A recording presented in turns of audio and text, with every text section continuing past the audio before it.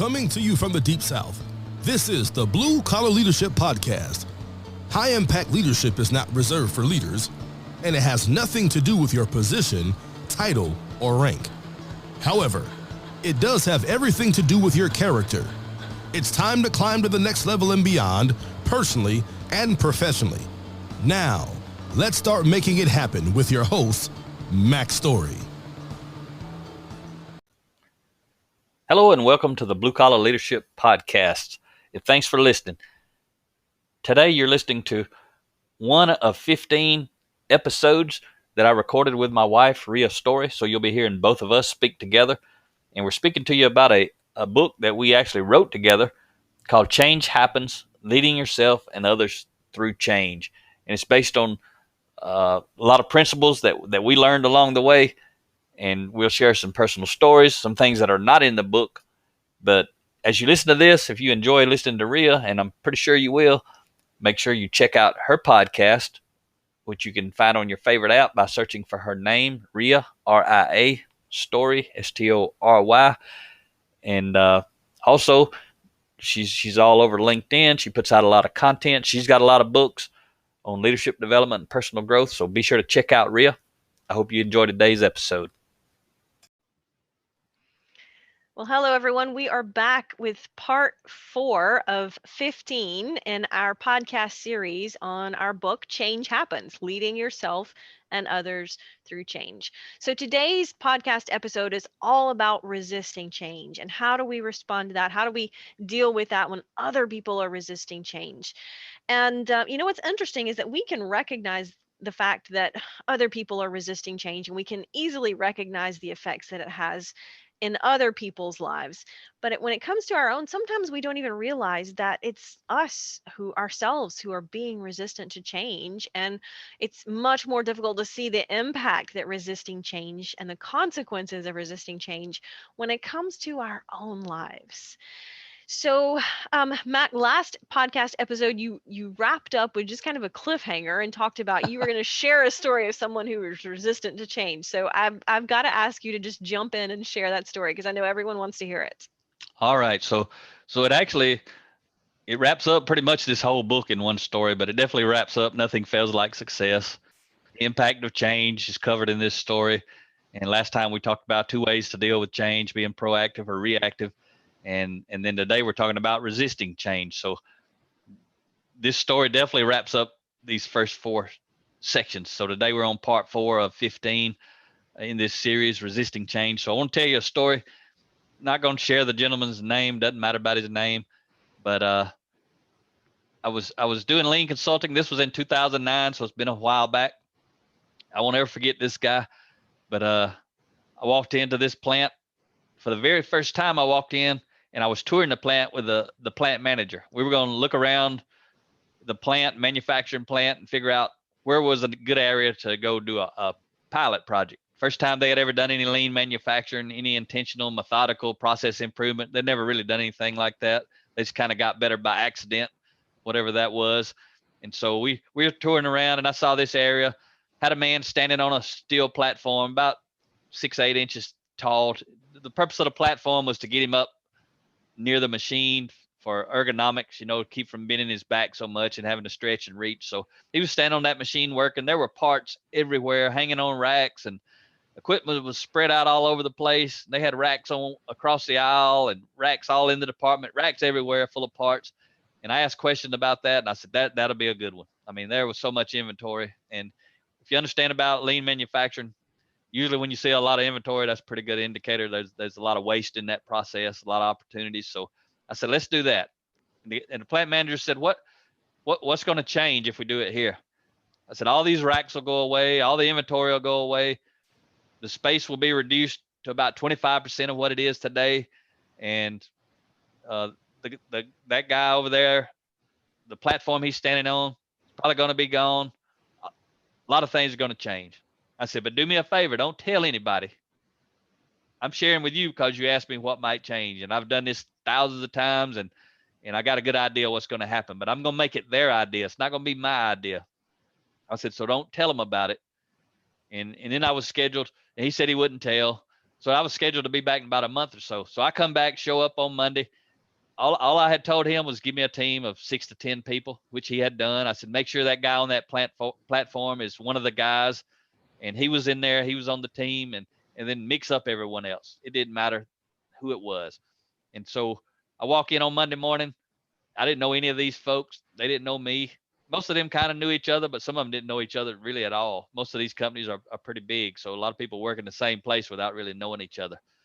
Anyway, this gentleman here, I'm going to just call him Bob. His name wasn't Bob, but Bob was sitting right to my left. I was standing kind of at the head of the table, and everybody was lined up around the table. So it's kind of like a horseshoe shape, and I was on the open end, and Hmm. Bob was there to my left. And so one thing I would always ask these teams on Monday morning, how long you been working here? What do you do? What do you do for fun when you're not working here? What's your background relative to lean? I kind of want to know who knew anything about it. Most of the time, nobody knew anything about it. And then one important question was always, what were you thinking last week about this week? That's a mindset question. I want to know, where was everybody's mind relative to what we were about to do? Sure. It tells you a lot about their attitude in the moment. Yep, everybody knew we were there to change something, and I was an outsider. I didn't know anything about their plant. They'd never even seen me in there unless they saw me walk through that one day. They don't even know who I was or what I was going to be doing, but they knew I was leading the team. So everybody shares, go around the room, and I saved Andy for last. Well, now you know his real name was Andy. It wasn't Bob. But anyway, I'm gonna go with Andy now. What do you think, Rhea? Okay. I talk about him so often, but it doesn't really matter what his name was. I ain't gonna say his last name, but his name's Andy. It's easier to say Andy than Bob anyway. So anyway, I save Andy for last. So we go around the room. Everybody's sharing. Everybody's open. Andy's sitting there with his arms crossed. He just got his arms crossed. He ain't even looking at me. Kind of angry. Obviously angry. He didn't want to talk. He didn't want to share anything. So finally, I get him to share some information, and he wanted to share it all, but he wouldn't share the last part. What was he thinking last week about this week? And finally, I keep talking to him, and I tell him, you're the most important person on the team. You work in the area. This is your space that we're all trying to make better. I said, I really need to know what you were thinking last week about this week. And I don't usually ever use any profanity, usually unless I'm telling this story. Most often is the only time I use it. And it's just a little word, ain't even a big thing, but I don't normally even use this word, but I'm gonna use it because Andy said it that day. So I'm gonna say it just like Andy said it. Finally he turned around, he said, I'll share with you what I was thinking about last week. He turned around, looked at me, and he was angry. I'm not angry when I'm doing this podcast, but Andy was angry that day. And he looked at me. He said, you wanna know what I was thinking last week, Mac? I was thinking I couldn't wait till you got here this week so I could cut your damn throat. That was his exact words, and he was mad about it. And because I'm proactive now instead of reactive, the old Mac, that wouldn't have worked so good before I learned all this stuff. But see, now I'm proactive, so everything changed that moment. We're talking about change happens. Everything changed at that moment that Andy said that. But because I was proactive and I was responding based on values, which was leading the team effectively through change, I just reached over and patted him on the shoulder and said, why don't you tell us how you really feel, Andy? Kind of made a joke out of it. And, people kind of laughed, but Andy didn't really laugh. And I said, what in the world would cause you to feel like that about me? You don't even know me. And he said, well, plant manager told me that you were going to take away my platform. That's the same plant manager that I had asked not to tell Andy about the whole event. Mm, And then he went ahead and told Andy, because Andy was sometimes, I guess, cause some trouble for that boss. I don't know, but that's kind of the story I got later. And so he was trying to, in his words, soften him up, trying to tell him what was going to happen, be transparent. It's what he maybe thought he was doing. I don't know, but I had asked him not to do it because I've been through this so many times. I knew what was going to happen. People are going to start talking, guessing, making up rumors. They couldn't see what I saw coming. All they could see was the way it is now. He knew he needed that platform. It made his job easier. Why wouldn't he be mad if someone was going to take it away? sure. What he didn't know was we were going to lower both of the machines, so they're going to end up being the same exact height as he was on the platform. But now you don't have to step up and down off the platform. And now because there's no big platform, we can slide the machines together, lower both of those machines, and he don't need a platform. It's just something to collect dirt and debris and trip on, and just a waste, a total waste. So Now I knew I had to build trust with Andy. So I said, Andy, this is the way it's going to be. You're in charge of that platform this week. You're the most important person. If you don't want that platform to be taken away this week, we're not going to take it away. If anybody in this plant wants that platform gone this week and you don't, you let me know and I'm leaving. I'm going home Mm, because I'm not going to support people who are going to treat you, disrespect you, and your opinion like that. And again, I knew what was probably coming, but they didn't know. But I knew probably was not going to be an issue. And I said, if we keep it this week and I leave, and somebody makes you get rid of that platform after I leave, you call me and let me know I won't ever be back for the same reason. And guess who was on that forklift on Wednesday with a chain hooked to the platform, throwing it out back in the scrap metal bin? It was Andy. It was mm. Andy's idea because he had learned a lot of stuff. He had learned to see things in a new way, and he was bought in. It was his idea. It was his platform. It made a lot of sense. But on Monday morning, he was extremely resistant to change. And the number one reason he was resistant to change was because of the leader he had. The leader may or may not have been telling him for a bad reason. I assume it was for a good reason because the leader of that plant was responsible for leading as well, but he went about it a completely different way than I would have. And he created a lot of problems where I try to prevent a lot of problems.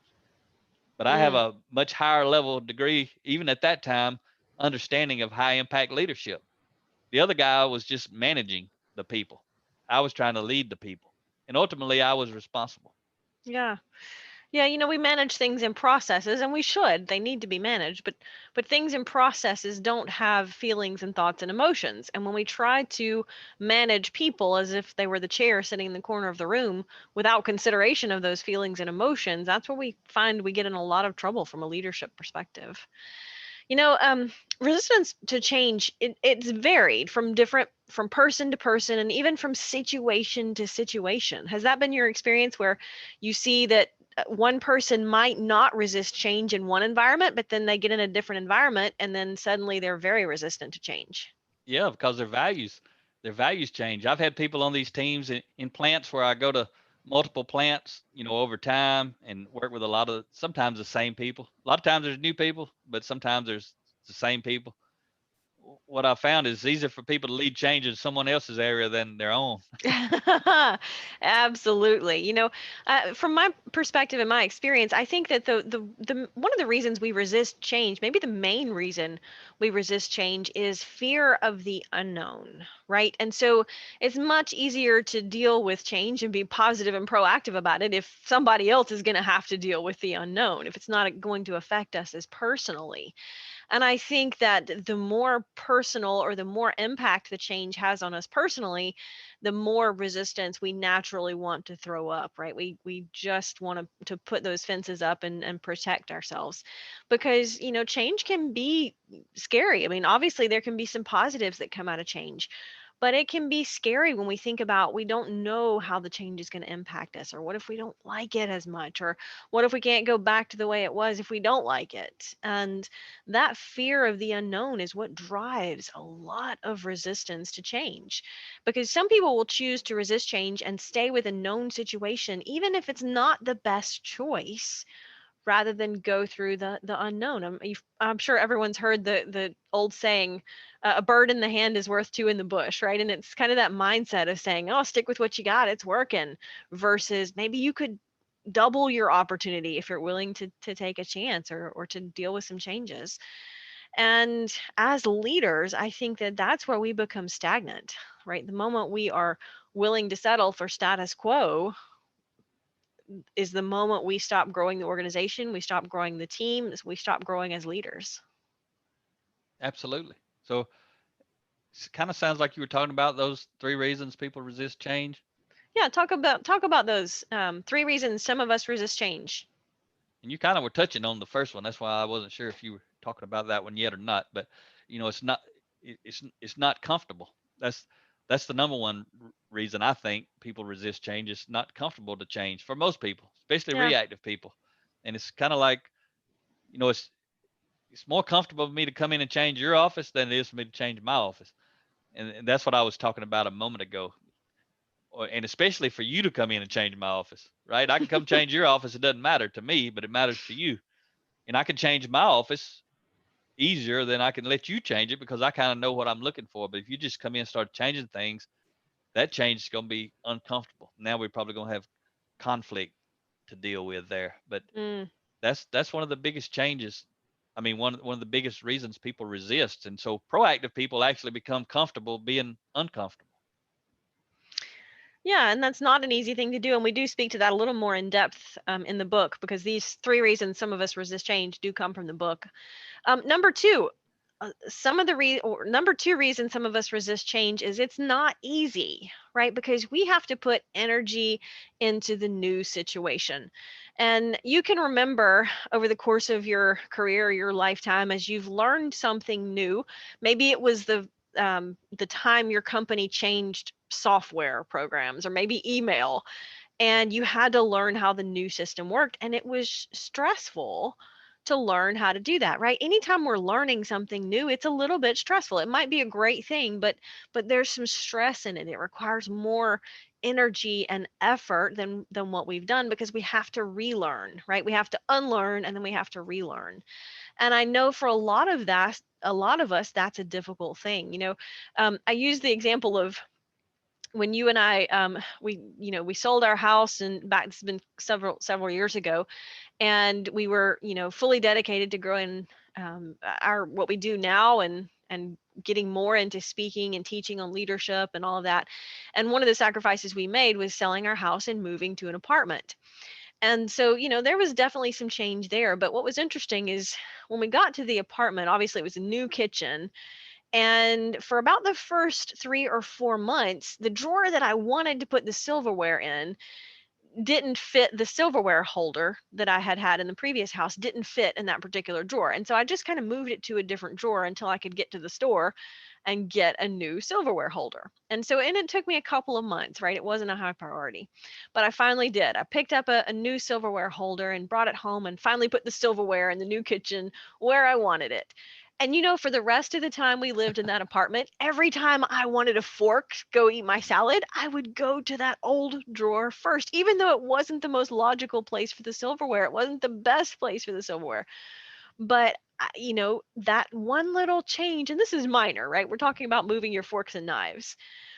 But unlearning and relearning something requires us to have to put thought and effort and energy into it. And so that's why a lot of people resist change, because it's not as easy to unlearn and to relearn.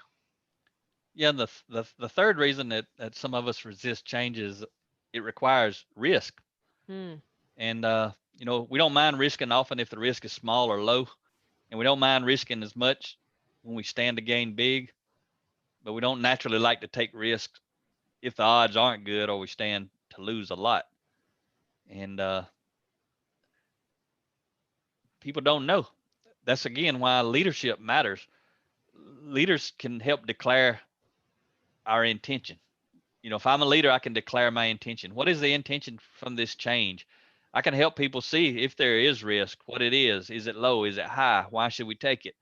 The more you can help engage people in the process of change, the more accepting they're going to be of change. But you got to understand first, why are people resistant to change? If you don't know why people are resistant to change as a leader, and maybe you're resistant to change for all these reasons that hadn't really thought about it, but if you want to lead people through change, you've got to know what are the obstacles. So you got to overcome people being uncomfortable. You got to overcome people thinking it's going to be hard or it's risky. It may be risky to them and not risky to you. Hmm. Who knows what it's going to be? And I just want to say one thing about me. I started off when I told that story, I said, the guy's name was Bob, but then I slipped up and said his real name, Andy. Doesn't really matter. I just mainly it's for his leader is why I don't usually tell the name, because Andy was a champ. He was awesome. Andy was phenomenal. He led that week. He was out, like I say, he was on the forklift throwing the platform out. But he told me later, I mean, even that week, we made significant, almost double the outcome of that sale, double the production of that sale during that one week. But later I talked to Andy and he became a supervisor, and he was one of my biggest fans. I remember going back after that first event. I went back and out in the plant out in the shop floor. All the columns out there had a piece of white paper on it. It wasn't there before.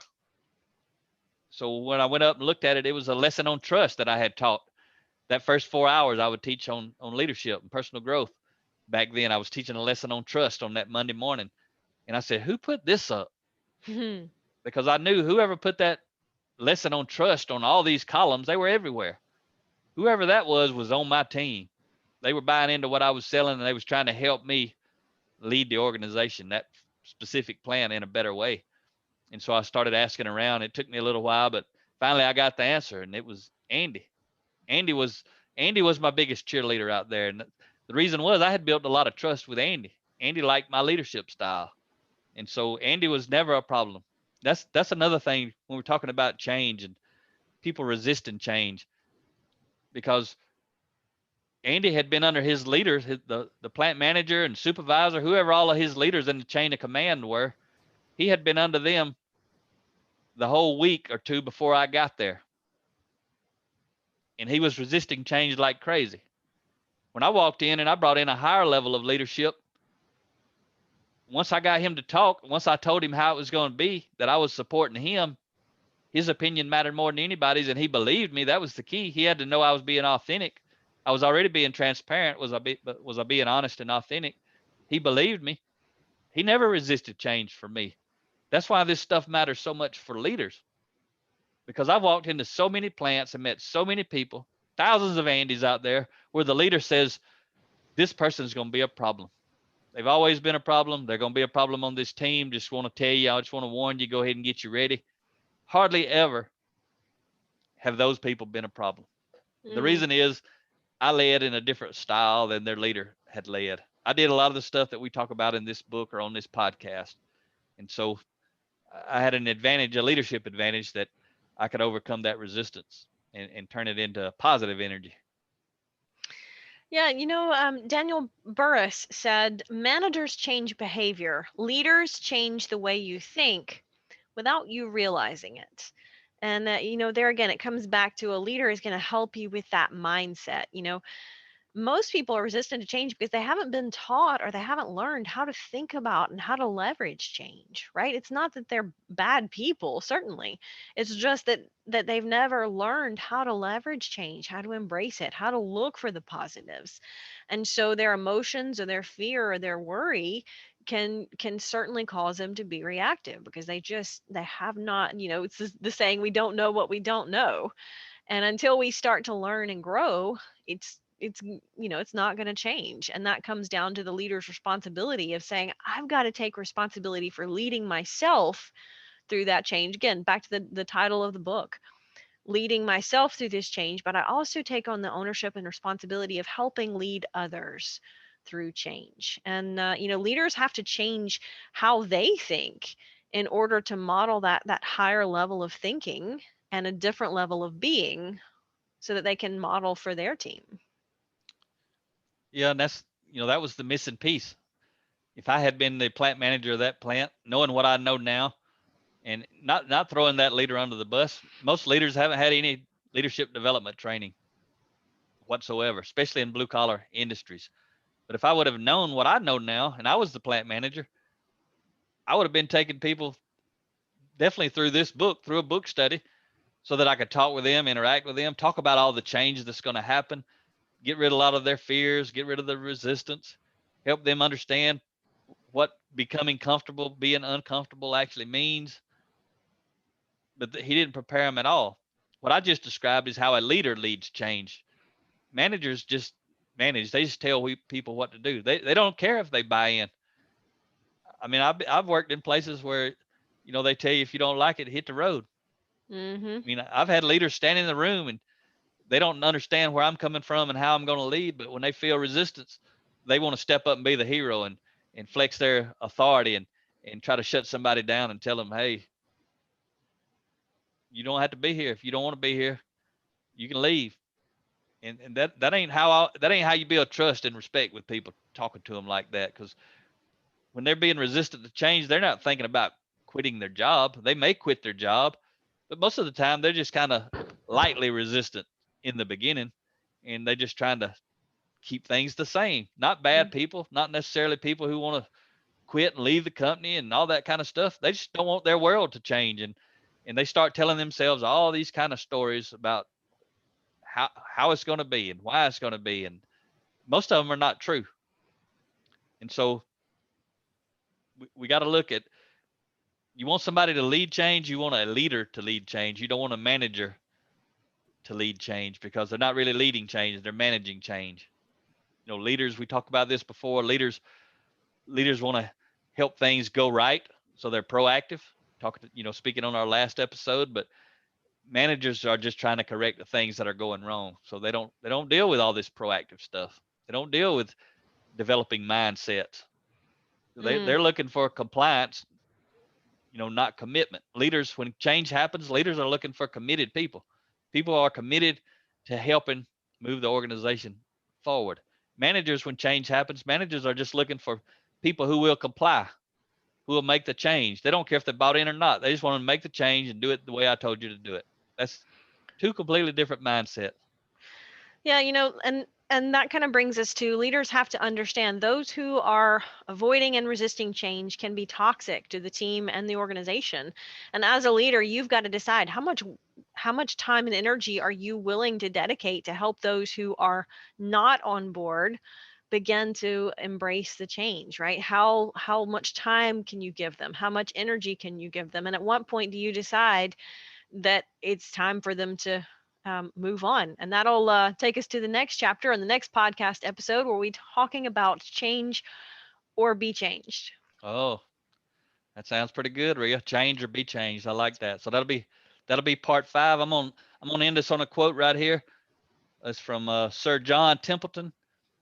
He says, "Unfortunately, too often people focus on the negatives and lose sight of the multitude of blessings that surround us and the limitless potential that exists for the future." People get tangled up on the negative and they miss the positive. All too powerful. Powerful. But the one who's thinking about the positive is going to leave those ones thinking about the negative far behind. So we'll talk to you next time.